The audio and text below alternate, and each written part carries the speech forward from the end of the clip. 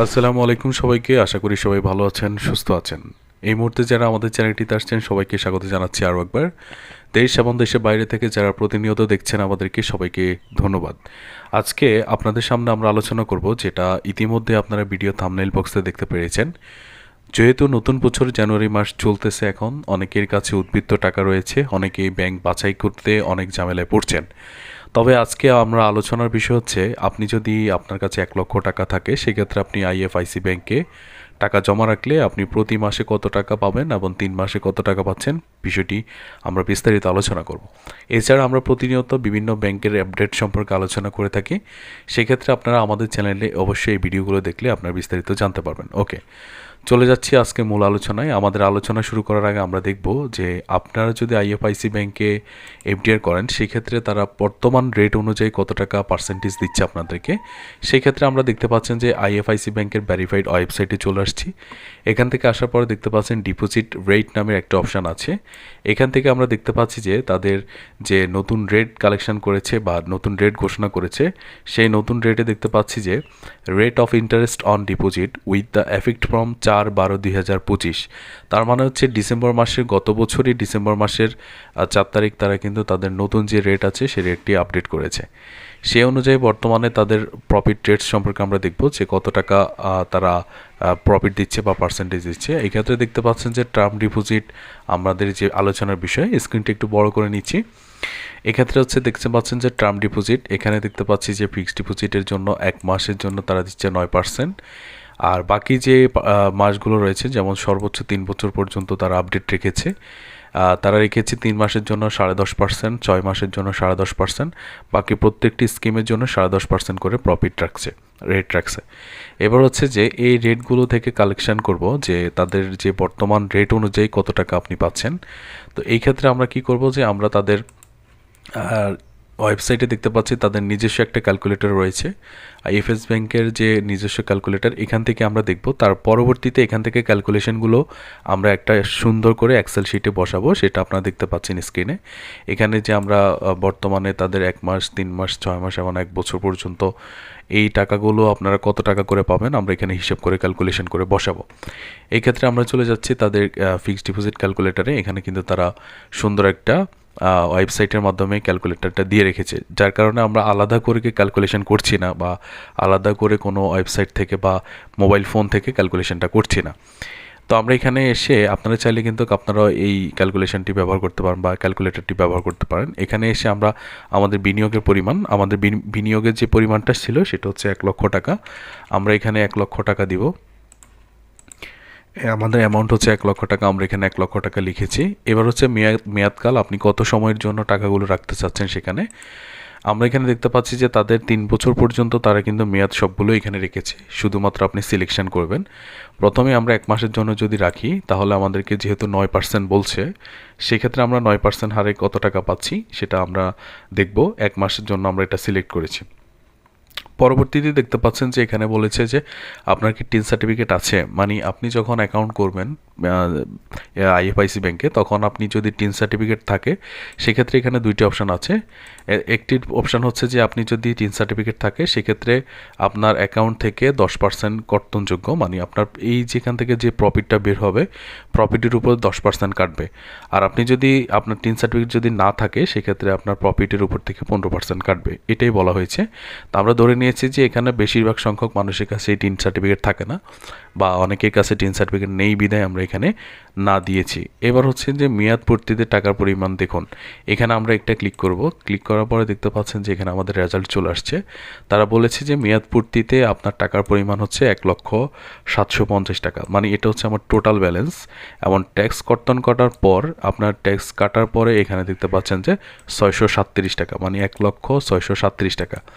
তার মানে আপনি প্রতি মাসে উত্তোলন করতে পারছেন 637 টাকা, দেখতে পাচ্ছি। এবার শুধুমাত্র আমরা আমাদের সময়কাল পরিবর্তন করব, আর হচ্ছে 15% যেহেতু আমরা কর্তন করবে সেটা অবশ্যই জানেন। এবার যদি আমরা 3 মাসের জন্য রাখি সেক্ষেত্রে আমরা কত টাকা পাচ্ছি আমরা দেখি। 3 মাসের জন্য রাখলে আমরা পাচ্ছি 1,02,625 টাকা, আর ট্যাক্স কর্তন করার পরে 2,231 টাকা আমাদের লাভ আসছে। টোটাল হচ্ছে 1,02,231 টাকা। এবার হচ্ছে এইভাবে করে আপনি কিন্তু ক্যালকুলেশনগুলো বের করবেন। এখানে সর্বোচ্চ 3 বছর পর্যন্ত আছে। আপনারা গুগল গিয়ে আপনার যদি আইএফআইসি ব্যাংকের টার্ম ডিপোজিট স্কিম লিখে সার্চ করেন, সেক্ষেত্রে আপনি পেয়ে যাবেন। আপনাদেরকে এই হ্যাসেল থেকে খুব সহজ ভাষায় বোঝানোর জন্য আমরা এখানে আমাদের ক্যালকুলেশনগুলো বসিয়ে দিচ্ছি। যেহেতু আপনারা ক্যালকুলেশনগুলো একটু আগে দেখতে পেয়েছেন আমরা কোত্থেকে বের করেছি।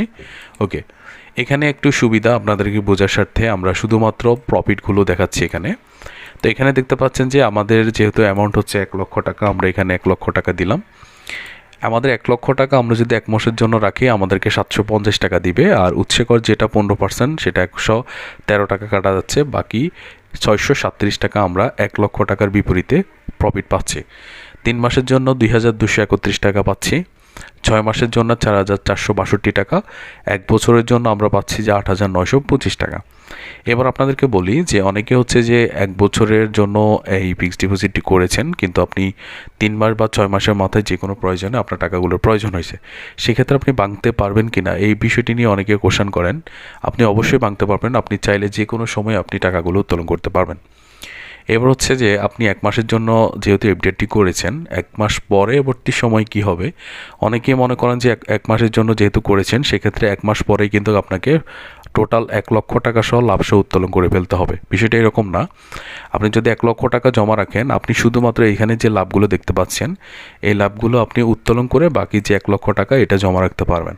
কারণ হচ্ছে বাংলাদেশে যতগুলো ব্যাংক আছে তাদের এফডিআর সিস্টেমটি অটোমেটিকলি জেনারেট হয়। যেমন আপনি যদি 1 লক্ষ টাকা রাখেন 1 মাসের জন্য, শুধু লাভগুলো উত্তোলন করার পর পরবর্তী মাসের জন্য এটা অটোমেটিকলি কিন্তু আবার চালু হয়ে যাবে। ঠিক এইরকম করে প্রত্যেকটা স্কিমের জন্য চালু হয়ে যাবে। এবার আরেকটি বিষয় দেখতে পাচ্ছেন আমরা এখানে নোট লিখেছি। এই নোট লেখার কারণ হচ্ছে যে মুনাফার রেট যদি পরিবর্তন হয় আপনার লাভের পরিমাণ কিন্তু পরিবর্তন হবে, এবং ব্যাংকগুলোর রেট সবসময় এক থাকে না। তাই নতুন আপডেটের বিষয়ে কিন্তু আপনাকে বিস্তারিত জেনে নিতে হবে। এখানে যে রেটগুলো দেখছেন যেমন 9%, 10.5%, এখানে যে রেটগুলো দেখছেন এই রেটগুলো মূলত কিন্তু ব্যাংক তাদের নির্দিষ্ট একটি প্রফিটের বিধিমালা অনুযায়ী কিন্তু তারা এখানে রাখে বা কাস্টমারদেরকে দিয়ে থাকে। সেক্ষেত্রে এখানে রেটগুলো তাদের নিজস্ব এখতিয়ারে তারা কিন্তু পরবর্তী সময় চাইলে পরিবর্তন করতে পারে। তো পরবর্তী যখন পরিবর্তন করবে অনেকে হয়তো বা আমাদের এই ভিডিওটি দেখবেন, দেখার পরে হয়তো আমাদের রেটের সাথে বা তাদের ব্যাংকের সাথে নাও মিলতে পারে, কারণ তখন তাদের রেট পরিবর্তন হয়ে যাবে। সেক্ষেত্রে অবশ্যই আপনি কিন্তু এই বিষয়টা আপডেট জানতে হবে। হচ্ছে নিকটস্থ শাখায় যাবেন, অথবা হচ্ছে ব্যাংকের ওয়েবসাইটে সবসময় এটা দেওয়া থাকে, যেটা আপনাদেরকে একটু আগে দেখিয়েছি এখান থেকে। তো এবার হচ্ছে যে আমরা দেখব যে এই অ্যাকাউন্টটি করতে হলে যে আপনাকে অবশ্যই কাগজপত্র নিয়ে যেতে হবে। আপনি কি কি কাগজপত্র বা ডকুমেন্টস নিয়ে যাবেন সেখানে একটু দেখাচ্ছি। এখানে যদি একটু দেখেন আমাদের যে কাগজপত্রগুলো লাগবে সেটা হচ্ছে যে অ্যাকাউন্ট খোলার কাগজপত্র। এখানে দেখতে পাচ্ছেন গ্রাহক তার যার নামে অ্যাকাউন্ট হবে বাম পাশে আমরা রেখেছি, এবং নমিনির কাগজপত্র ডান পাশে রেখেছি। বাম পাশে যদি দেখেন গ্রাহকের নামে যে অ্যাকাউন্ট করা হবে, গ্রাহকের voter ID card, passport, driving licence অথবা জন্ম নিবন্ধন এবং গ্রাহকের 2 কপি পাসপোর্ট সাইজের ছবি। এখানে আপনি voter ID card, driving licence অথবা পাসপোর্ট, জন্ম নিবন্ধন এই 4টি ডকুমেন্টসের যে কোনো একটি ডকুমেন্টস অবশ্যই ব্যাংকে নিয়ে গেলে আপনি অ্যাকাউন্টটি খুলতে পারবেন। এখানে কোনো ঝামেলা নেই, যে কোনো একটি নিয়ে যেতে পারবেন। আর 2 কপি ছবি অবশ্যই সাথে নিয়ে যাবেন। আর নমিনি ক্ষেত্রেও সেম, আপনি যদি ভোটার আইডি কার্ড বা যেই ডকুমেন্টসই থাকে, এখানে অনেকের অনেক ডকুমেন্টস থাকতে পারে, কারো পাসপোর্ট থাকতে পারে অথবা কারো জন্ম নিবন্ধন, অথবা কারো পাসপোর্ট নেই জন্ম নিবন্ধন আছে বা জাতীয় পরিচয়পত্র আছে, ওটা নিয়ে যাবেন। আর অবশ্যই গ্রাহকের হচ্ছে যে 1 কপি ছবি অবশ্যই নিয়ে যেতে হবে। অবশ্যই বাড়তি 1 কপি নিয়ে যাবেন, 2 কপি ছবি আপনি অবশ্যই নিয়ে যাবেন। তাহলে খুব সহজে কিন্তু আপনি আইএফআইসি ব্যাংকে এফডিআরটি করতে পারেন। এই ছিল বিস্তারিত। সবাইকে ধন্যবাদ জানিয়ে বিদায় নিচ্ছি। দেখা হচ্ছে পরবর্তী কোনো ভিডিওতে। এছাড়া যদি ভিডিওর কোনো অংশ বুঝতে আপনাদের সমস্যা হয় সেক্ষেত্রে অবশ্যই কমেন্ট বক্সে কমেন্ট করবেন। আমরা চেষ্টা করব যে আপনাদের প্রত্যেকটি রিপ্লাই করার জন্য। ধন্যবাদ। আসসালামু আলাইকুম রহমতুল্লাহ।